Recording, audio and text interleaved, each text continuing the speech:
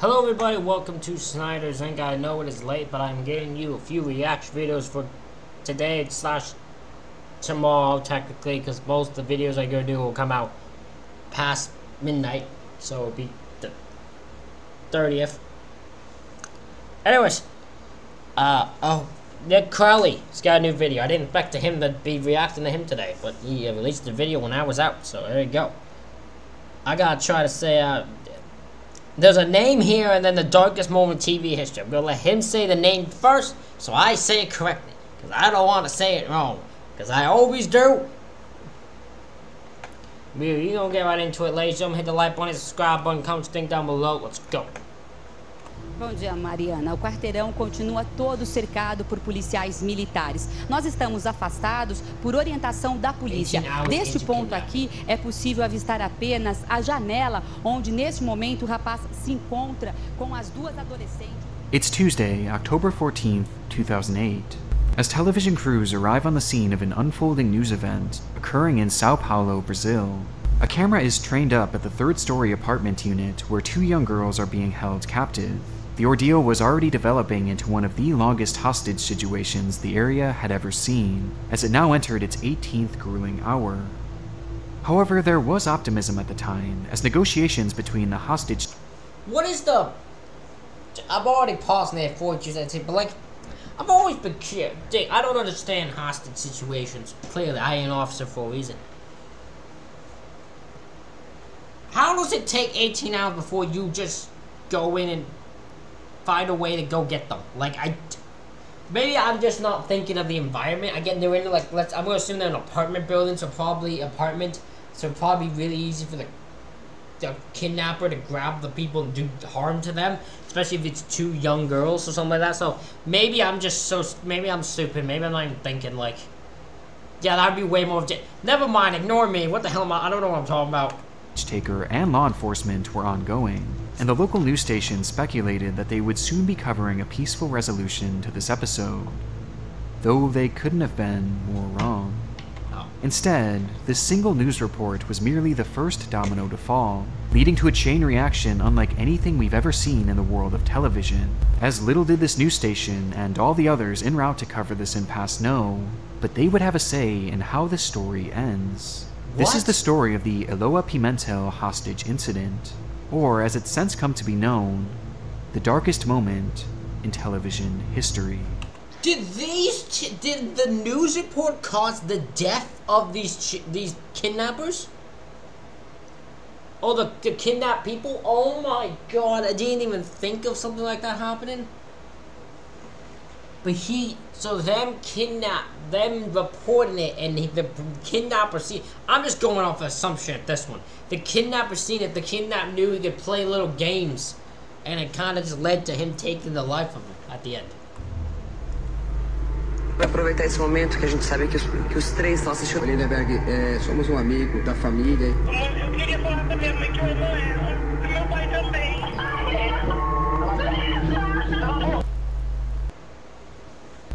Before we fully dive down this rabbit hole, I want to get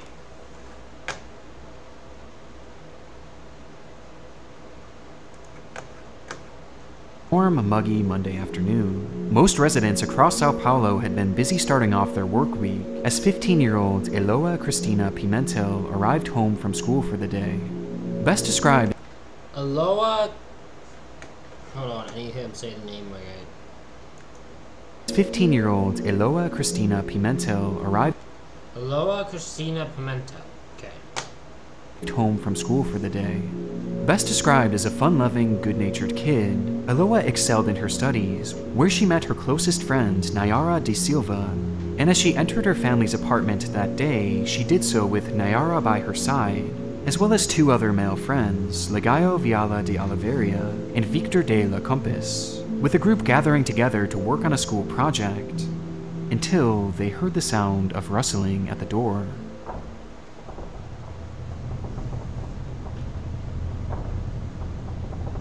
By this point, Eloá's parents Ana and Aldo had been busy at work, while her brother Douglas had stayed after school, meaning that the sound they had just heard couldn't have come from either of them, with Eloá's confusion quickly turning to fear as the door was pushed in and then broke completely open.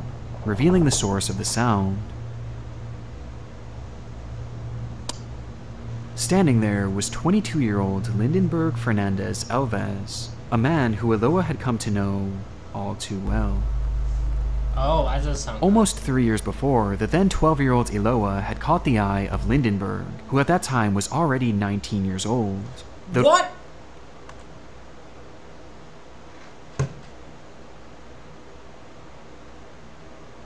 You weirdo you're already off to a start of me making You're 19, you're off to a you're fucked up. You are fucked up, dude. You are straight fucked up.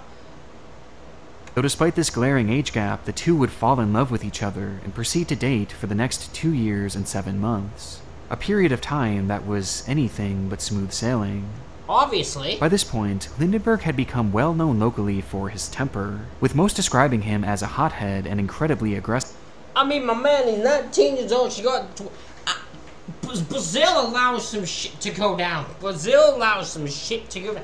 The fact that went down in the first place for 2 years and no one said a fucking thing is already telling enough. Fucking hell, Brazil. Which Eloá would come to realize firsthand, as he quickly grew jealous of seemingly anything and everything Eloá would do without him. On one occasion, Lindenberg had even stalked Eloá when she was out for a walk, following her every movement across town, before he'd eventually catch her sitting alone at the bus stop. This, for whatever reason, enraged him, and he would go on to confront her both verbally and physically, with it being reported that Lindenberg had attacked her not only on this occasion, but likely on several others as well. And after over 2.5 years of dating, Eloá had finally had enough, recognizing that Lindenberg couldn't be fixed, or at least not by her. And so, I'm telling y'all, women, y'all need to stop doing this with guys. I don't know why y'all do this. Stop thinking you can fix guys. You can't do it. You just can't. If you can't do it with one thing, you ain't gonna be able to over time. It just isn't a thing you can do. I'm sorry. You all gotta stop this routine thinking you can do it. You just fucking can't. oh, she broke up with him. But this was something that Lindenberg just couldn't accept, as in his mind, life without Eloá was no life at all, and he had to do something about it. Now, Lindenberg stood in the doorway facing the girl who had broke his heart just months before, with his pistol pointed directly at her. Eloá immediately screamed, but was silenced by Lindenberg, who slapped her across the face, before going on to express frustration towards the other 3 in the group as they weren't supposed to be there. They were simply in the wrong place at the wrong time, and yet he claimed that this would not spare them from his wrath. He was there to kill Eloá and himself, and anyone else who might stand in his way. Though he seemed to be in no rush to do so, as he forced the 4 teenagers onto a bed and forbade any of them from talking, before he would stand there and wait for hours weighing his options. Until he too heard the sound of rustling at the door. It was Aldo, Eloá's father, who had arrived home from work only to find Eloá's brother Douglas sitting outside the front door. Douglas had gotten home over an hour before, only to find the door locked and the inside deathly quiet, forcing him to wait for his father to arrive home with the keys, all the while having no inclination that inside, his own sister was being held at gunpoint. As Aldo approached the door, Lindenberg would begin yelling, shouting at him to back away, and that he had his daughter and her friends inside, marking the official beginning of the standoff. Oh, that would explain it. So I was like, if none of them called police, who did? The father and the brother did.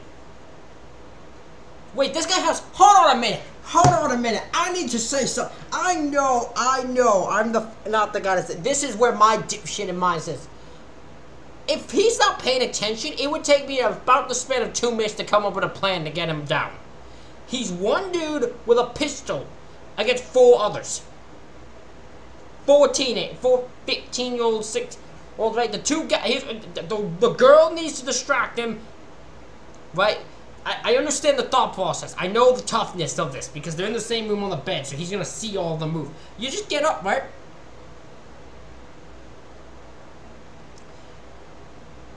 Because, no, let me think about this. You have the brother, the father, and 4 people. You have 6 people who could take this guy down. There is no way he would outfight all of them.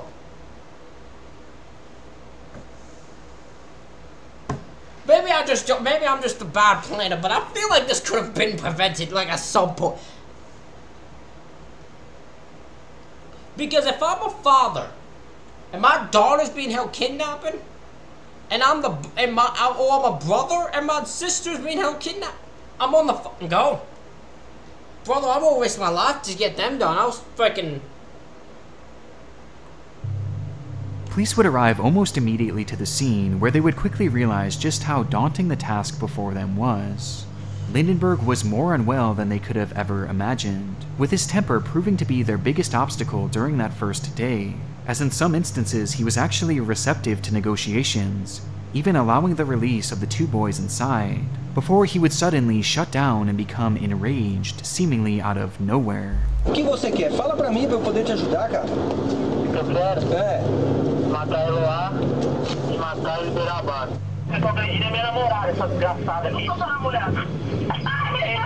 Cala a boca. At one point, he even fired a shot through the front door at a passing civilian, incorrectly believing that they were trying to interfere. One minute he was hot, and the next he was cold. And as these tense minutes turned to hours, the reality of the situation for these negotiators became apparent. One wrong statement, even one wrong word, could cause everything to come crashing down.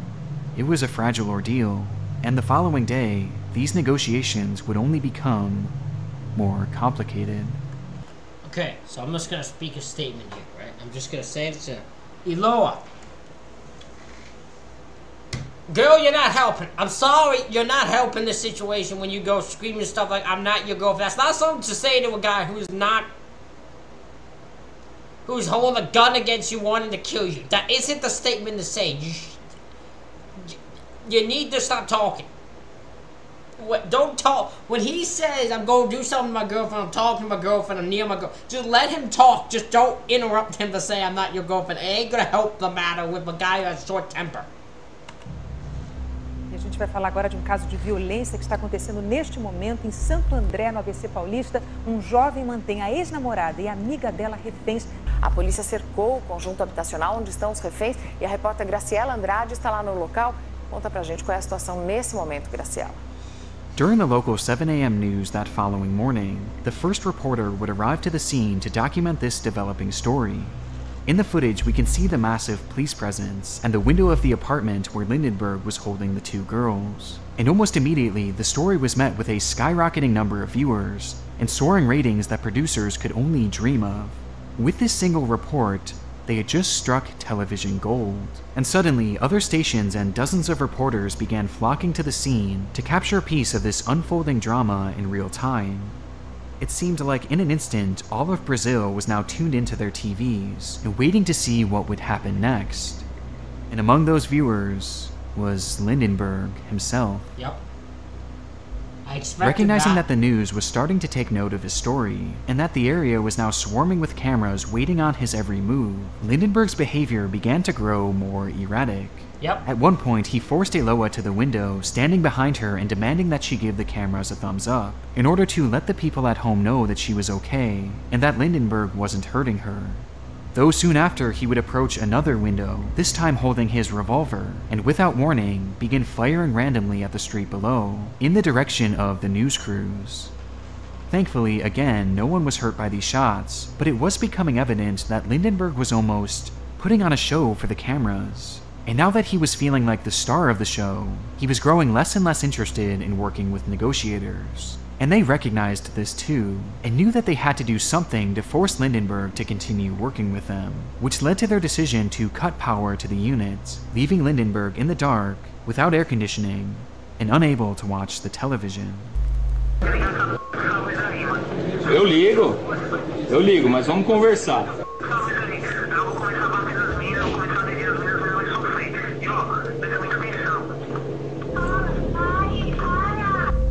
As a result, Lindenberg went ballistic, striking Eloá while on the phone with negotiators.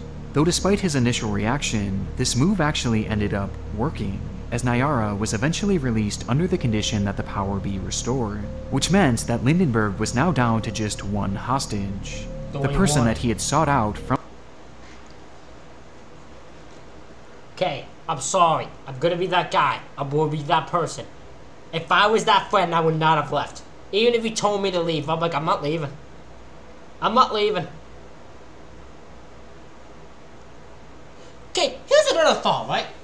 How many bullets did he bring with him? If his whole plan was to take her life and take his, that wouldn't take more than a few. How many did his ass bring with him if he's able to kill, was planning to kill 6 people? I don't know. I'm like his thought process. I'm confused by his thought process here. From the very beginning, and the whole reason he was there. As the sun set on that Tuesday evening and the standoff passed its 40th hour, some remained positive, while others viewed the whole thing as helpless. But whatever opinions those in the area had at the time, it's safe to say that no one could have expected the baffling turn that this case was headed for just the following day. If the following thing is he's gonna kill her, I kinda can see that coming. I don't know what twist that could happen that I wouldn't see coming. It was 1:30 p.m. on Wednesday the 15th, the 3rd day of Eloá's captivity, when suddenly, inside that quiet apartment building, the silence would be interrupted by the ringing of a telephone. Lindenberg rushed to pick it up, expecting it to be the negotiator who he had been speaking with the previous day, but instead, he heard a different voice. Lindenberg, tá tudo bem aí? Bem, Oi, Lindenberg, somos um amigo da família, a gente queria saber se tá tudo bem, só isso. Lindenberg, é Luiz Guerra, tudo bem? Somos conhecidos da... Luiz Guerra. Sou da Sônia Abrão, repórter da Sônia Abrão, a gente só tá em nome da sua família, porque sua mãe está desesperada, a gente quer saber se tá tudo bem, só isso. Acting without the permission of the police or Eloá's family, a reporter named Luis Guerra from the Sonia Abrero news station managed to track down the apartment's phone number and call Lindenberg while in the middle of this active hostage situation. Why? Vocês estão ao vivo aí? Não, estamos gravando e vai ser exibido na Sônia Abrão tudo o que você falar, tudo. Às 2 horas entra no ar, se você estiver falando, vai ficar no... This fucking guy's an idiot. This guy might cause the death of this woman because of his selfish need for viewers' attention. The media, this isn't about you. Just don't do stupid shit to make it so you have what your reigns and not point about the fucking life that's about could be lost from your shit. Fucking idiots. It's not hard to understand why this is such a terrible idea, as we already know that Lindenberg was highly emotional and could be set off on a rampage with just a single word. And yet, Luis had called anyway, and he was clearly unprepared to handle an interview of this magnitude, as he nervously starts by first lying to Lindenberg, claiming to be a friend of his family, before eventually revealing that he was actually a reporter, and that their phone conversation would be played for the world to hear. Throughout this nearly 8-minute-long phone call, Luis would push things further and further, even at one point speaking directly to Eloá. Alô? Oi, Eloá, é Luiz Guerra da Sônia Abrão, tudo bem? Quem tá falando? Luiz Guerra, repórter da Sônia Abrão, tudo bem com você? Tá tudo tranquilo. Eu quero almoçar. Você quer almoçar? Tô fraca. Fica tranquila, eu conversei com o Lindenberg, a gente vai conversar de novo. Ele tá te tratando bem? Tá me tratando bem. Who sounds weak and exhausted as she sends a message to her family telling them that she loves them. Olha, você tá precisando mandar um recado pra sua mãe, alguma coisa? Eu queria saber como ela tá, como meus familiares estão. Tá tudo bem com eles, tá tudo tranquilo. Um beijo pra minha mãe e pro meu pai. Pode fazer uma... Com eles. Pode falar de novo, mande um beijo de novo. Eu queria falar pra minha mãe que eu amo ela. Pro meu pai também. Eu amo ele. And in what might be the worst moment of the entire call, Luis accidentally speaks over her at one point, before his producer clearly tells him to get her to repeat that line, in a shameless attempt at getting a good soundbite for their story. Tá tudo tranquilo. Um beijo pra minha mãe e pro meu pai. Pode fazer uma... Com eles. Pode falar de novo, mande um beijo de novo. Luis's stunt was indescribably unprofessional, as he had inserted himself into hostage negotiations that he was utterly unprepared to take on. And though his words didn't immediately lead to any escalations from Lindenberg, the effects of this interview were nothing shy of devastating. This guy should be arrested. If this guy set him off, this guy should be arrested. 100% should be arrested. Just one day prior, Lindenberg had seen his work on TV for the very first time. And now, with this interview, it fully sank in just how important he was. For the first time in his life, all eyes were on him. He was the main character of the biggest story transpiring in all of Brazil. And now, he was inspired to write another chapter. From here, Lindenberg would continue his antics at the window, using these opportunities to interact with the cameras and hold the media's attention, while using Eloá as a human shield to prevent police snipers from firing at him. As at one point, he forces her to use tied-together sheets to lift up food from negotiators below. All the while, he's looming ominously behind her. And this wasn't solely for the cameras either, as by this point, the audience wasn't just watching at home, but many had gathered outside the apartment to watch the action unfold in person, treating it like... Police, you need to get people the fuck away. It's a hostage situation with the people with guns. What are you doing?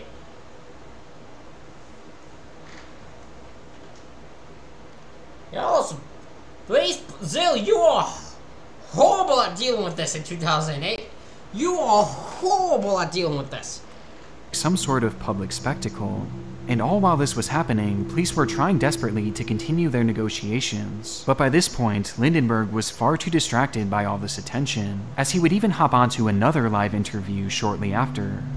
Teus amigos estão dizendo, o pessoal que te conhece também está falando que você sempre foi calmo, sempre foi trabalhador, sempre foi um cara legal, que o que você está fazendo hoje deve ser um surto que você está passando, uma crise emocional muito séria. Mas você, de qualquer maneira, mesmo em crise, você está se segurando, você está fazendo as coisas com um certo critério, você está liberando as pessoas, você não está fazendo mal para ninguém. Então, já dá um final para essa história que seja todo mundo são e salvo, inclusive você, inclusive você.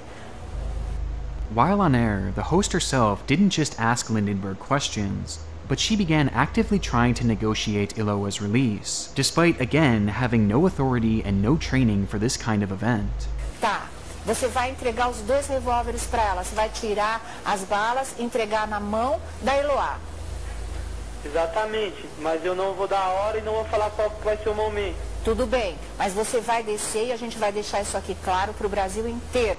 Woman, listen, there is a way, this is a thing, I've seen people like this, not kidnap people, that type thing, but have a quick emotion. I could actually know how to talk to these people. Because what you want to do, you have to, the way to get him to release her is not to just plead with him, because he's not going to think straight. He's not thinking straight.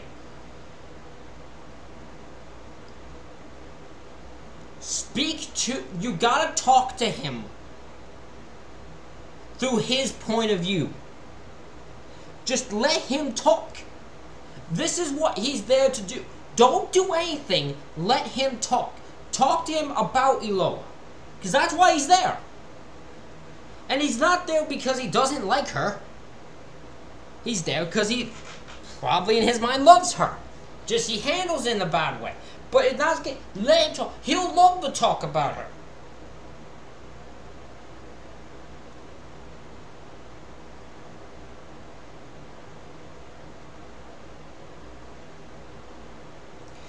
But your problem with negotiating and talking to this guy is that Eloá can't stop talking herself.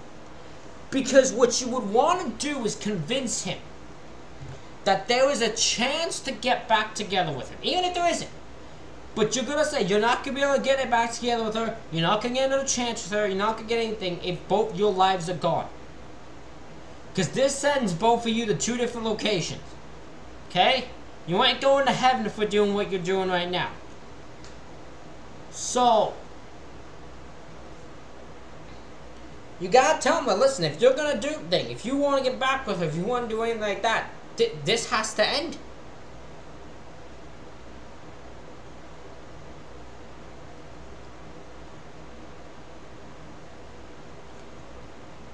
That's the way you gotta talk to them.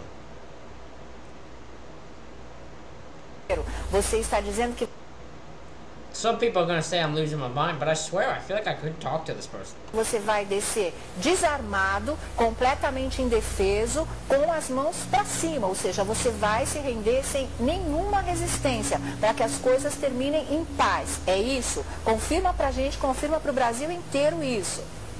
Tá confirmado. Na melhor hora eu vou fazer isso. It was evident from both interviews that these reporters were not taking this case as seriously as they should be. Which is so weird. This is the first thing I'd be doing is taking it seriously. If someone's like, hey, someone's hostile, then you want to interview the fucking person down. But no! Are you kidding me? We're not interviewing the person while they're being held interviewing the fucking dude holding hostage. What? You could convince them to let them go? Shut up! No, we're not. I'm not authorized to do that. No. Failing to understand just how violent Lindenberg was, and just how quickly he could become enraged. And if it doesn't matter to them, it's TV ratings. I don't know what the fuck they're thinking. Wasn't obvious just how twisted the media's perception of this case had become, they would then go on to air a segment with their trusted legal consultant, who gave his expert opinion on how he believed this case would end. What? Ademar Gomes, né? Vamos falar do que espera o Lindenberg aqui fora. Boa tarde, viu, doutora Ademar? Prazer tê-la aqui novamente. E com a sua experiência nos orientar aí sobre o que vai acontecer daqui pra frente, para que a gente possa ter uma ideia. Bom, claro. Eu sou muito otimista, né? Eu espero que isso termine assim em pizza, né? E num casamento futuro entre ele e a namorada apaixonada dele, né? Certo. I'm done! This doctor's an idiot! This doctor's an idiot. This doctor actually is an idiot. This girl's me. He's like, I bet they're gonna end happy ever after. This guy's who let this guy on TV? Who the fuck let this guy on TV? Ele tá passando uma fase momentânea, a momentary phase. Yeah, it's just a phase, right? Like every other young boy. Just like every other young guy, right? We all have that phase where we kidnap our ex-girlfriend and hold them hostage for 40 hours. We all have that phase as young guys. Right? We all have that phase. Ele também tem perdido a motivação de viver porque... You're also a legal advisor. You're not even anything to do with fucking psychology or anything. What the hell are you trying to be a psychologist for, this guy? Um rapaz jovem, quando se apaixona, muitas vezes se desequilibra, que é o caso do... Radicaliza mesmo, né? Então, mas isso vai terminar realmente em final feliz, graças a Deus, eu tenho plena certeza. With the reporter theorizing that this would all end in pizza, with the couple having a meal and reconciling their differences before eventually going on to get married, as this was all just a phase for the young man and his passionate girlfriend. And they somehow made things even worse, as the host would follow this segment up by stating that Lindenberg was still going to have to answer for his crimes, before running down the list of every single charge that he was going to face. A gente tem a informação que ele vai responder. This is the definition of the stupidest media I have ever seen. There has been... everything the media has done in Brazil for this case deserves to get smacked. Every news reporter, every person who runs the news stations, the two people that, all of them deserve to be slapped as hard as they can across the face and should never be allowed on television again. These news stations, all of them, should be shut down. Responder aos crimes de sequestro e invasão de domicílio, disparo e porte ilegal de arma de fogo. Que ele deve ter illegal cutting of a firearm. What does that even mean? Alívio na pena porque ele não tem antecedentes criminais, ele é réu primário e a pena para sequestro seria de 1 a 3 anos. This obviously only made the situation even more helpless in Lindenberg's mind, as she was essentially telling him that no matter what happens from here, even if it were to all end peacefully, his life was already essentially over based on the crimes he had already committed. And this wasn't the only thing his TV was telling him. As mentioned previously, these news crews were on the scene 24/7, watching and listening to everything that the police were doing all the while, and as a result, they would overhear officers discussing their plans on how they were going to attempt to end the situation, to which, incredibly, these stations would proceed to air this information in real time. I'm done with news. Brazil, get rid of news. Just get rid of the news stations. Just don't even ever use the news ever again. You all are horrible news reporters. You have no good news reporters that exist in your region. This is the stupidest human beings I have ever seen. The police should arrest every news station reporter, everyone who runs the news stations. They should arrest every person who watched, every human being who involved in the media, every news station, reporter, journalist, everyone who reported on this should be arrested and charged, because all of them are the single solitary reason why these people are being is this girl's going to die. This girl, there's no way this ends a happy ending. This ends in death. And all of these people deserve to be charged for it. This is the stupidest human beings I have ever fucking seen. Ever. Meaning that everything the police were trying to do to help Eloá would be heard by Lindenberg well before they would attempt to carry it out. And he would see it all too, as due to the constant live coverage outside their window, he would be able to see any officer attempting to approach the door or the windows. The media was not only making Lindenberg feel invincible, but they were quite literally making him untouchable, as whenever the police would make plans, he would hear it on the TV and simply adjust his course to ensure that they wouldn't capture him. Whatever the police said and whatever the police did, Lindenberg was watching over them all the while, and so they had to be extra diligent and avoid doing anything rash to keep the situation stable.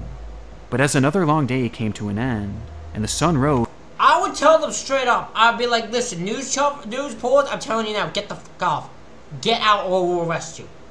Get out of the station. Get away from the scene or we're going to arrest you. Every one of you. Get out or we'll arrest you. You're causing more problems than you are good. Get out. was on the fourth morning of this ordeal. They would proceed to do the exact opposite. Following her release from the apartment, Nayara had been recovering in private away from the media, trying her best to grapple with the situation that she had just endured, as well as dealing with the fear of what might happen to her closest friend. However, on the morning of Thursday the 17th, a pair of unexpected visitors would arrive at her home. Standing at her door were two police officers that had been working Eloá's case, who requested that Nayara come with them in order to help assist with their negotiations. Apparently, that morning, Lindenberg had agreed to facilitate Eloá's release, but only on the condition that Nayara and Douglas meet the two outside of the apartment and walk with them down into police custody. This was due to the fact that Lindenberg had become paranoid of being shot by officers, but having Nayara and Douglas there would essentially provide a shield for him. And so, the police agreed. But by this point, Nayara had no idea that this deal had ever been made, and that she was now being driven back to the kidnapping. Wait a minute!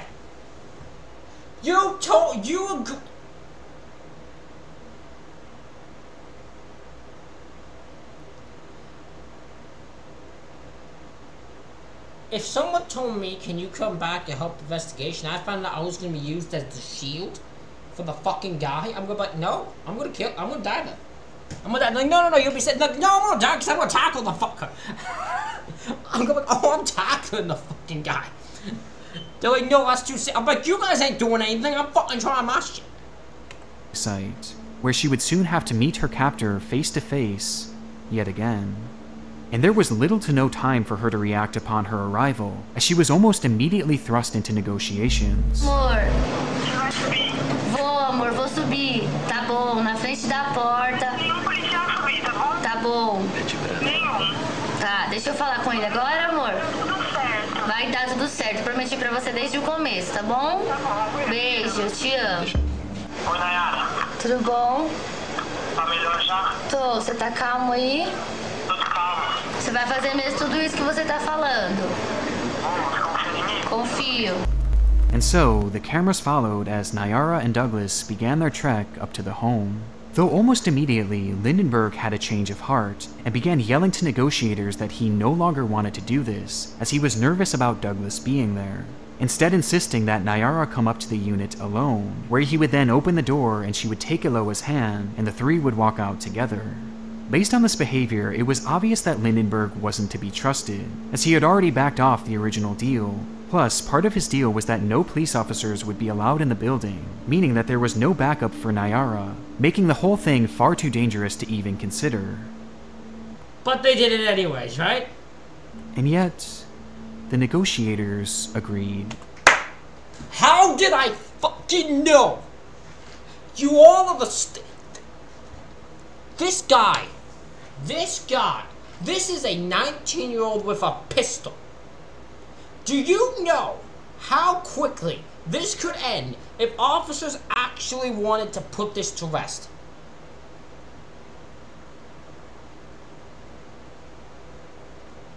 There were multiple different things these officers could do to put this to end, to put an end to this.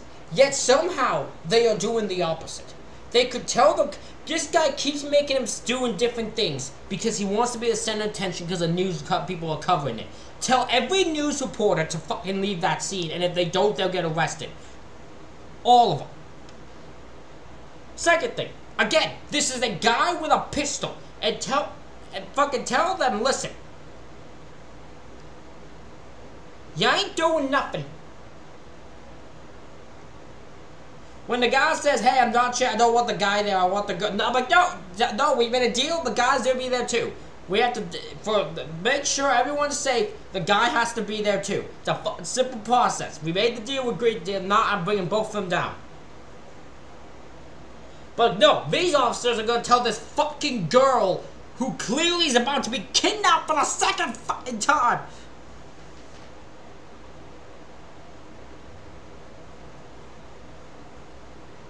Brazil, y'all fucking stupid.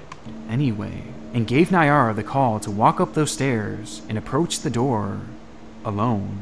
Y'all stupid. And so, with no backup whatsoever, the pressure of her friend's life on her shoulders, the police officers talking in her ear, and the hundreds of thousands of people watching at home, she felt as if she had no choice but to walk up those stairs step by step, until she stood just feet away from the door, where she waited to see Eloá.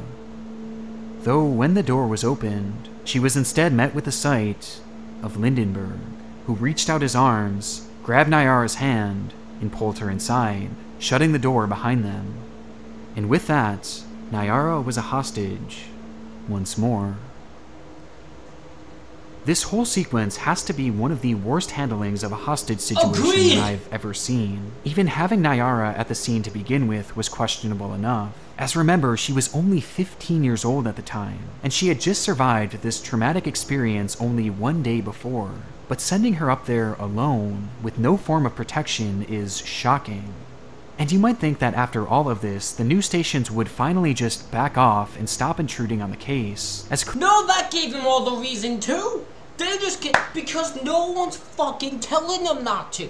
So as far as they know, they have free fucking range, because no officer is going to them and telling them to fuck off.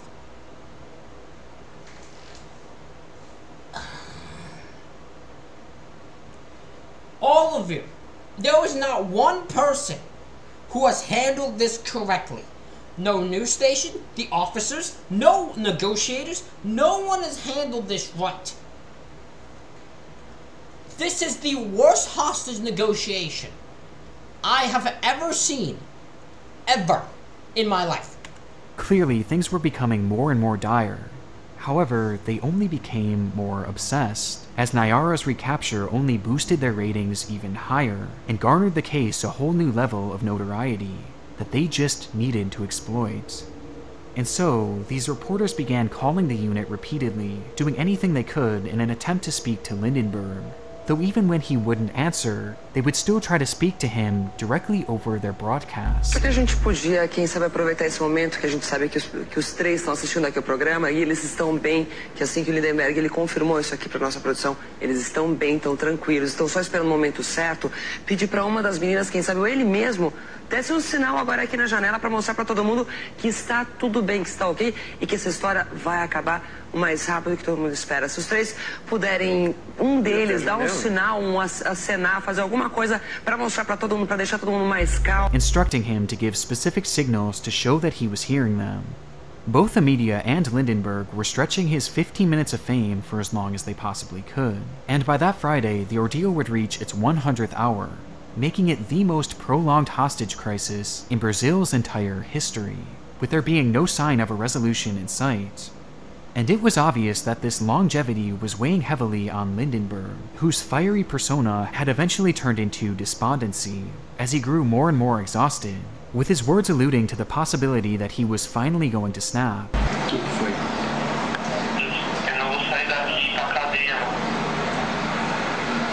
Mas por que isso, cara?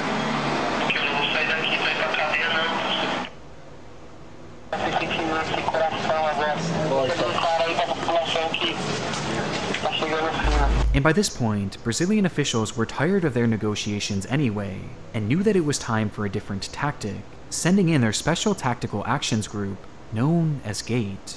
Although, due to the cameras on the scene, the team knew that they couldn't just scale up the wall and enter through the window, since Lindenberg would be able to see the whole thing unfolding on his TV.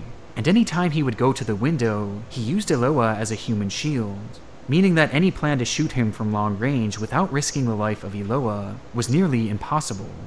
There was really only one way in: the front door, with their plan being to set a charge and breach said door should Lindenberg's behavior escalate, with the camera showing the entirety of the setup.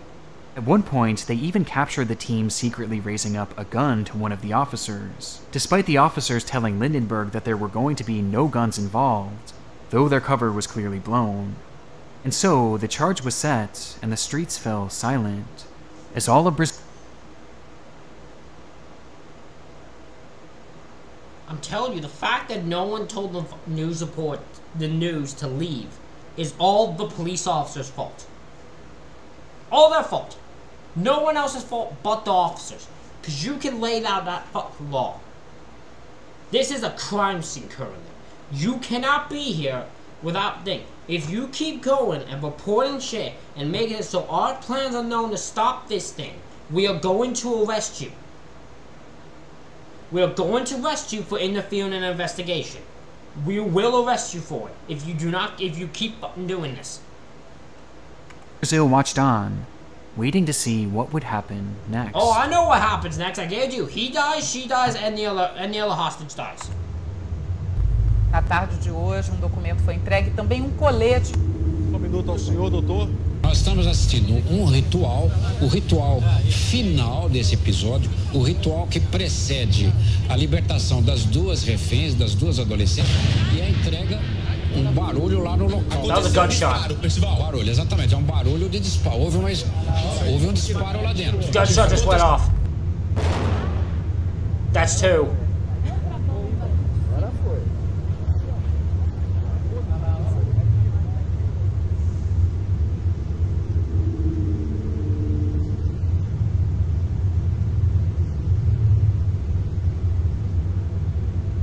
It all happened in the blink of an eye, as in an instant, Gate would blow open the door, which was followed by a puff of smoke and 4 loud gunshots.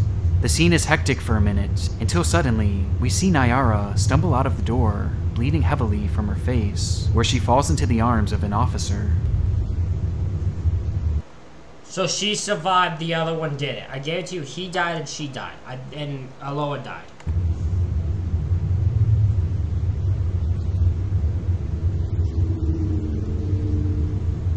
Then, a stretcher is taken into and out of the room, with Eloá strapped to it.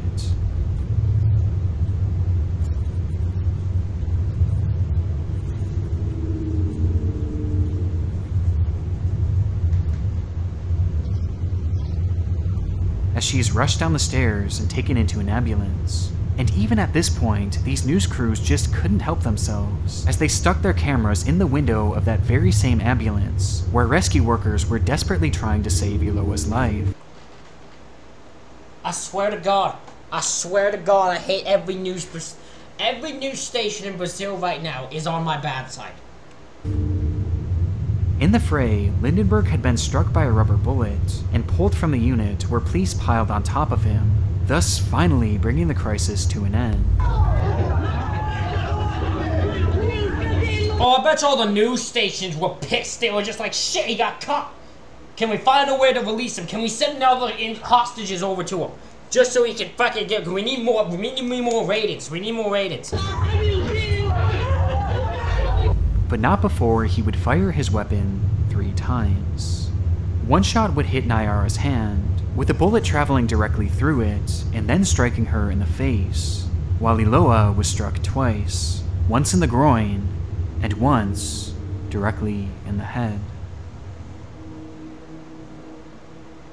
Despite being given immediate medical attention, Eloá Pimentel fell into a coma, and though she fought bravely for many days, she was eventually pronounced brain dead, before she would ultimately pass away.